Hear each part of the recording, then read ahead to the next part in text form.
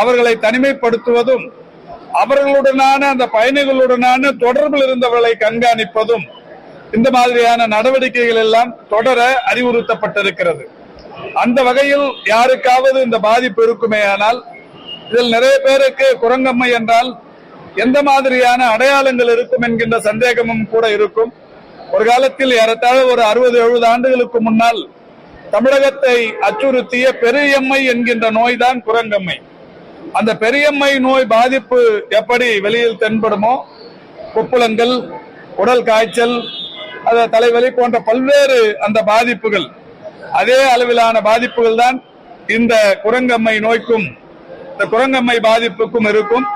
எனவே அந்த பாதிப்புக்குள்ளானவர்களை விமான நிலையங்களில் கண்டறிந்தாலோ அல்லது வெளியில் அவரவர்கள் வசிக்கிற இடங்களில் கண்டறியப்பட்டாலோ அவர்கள் உடனடியாக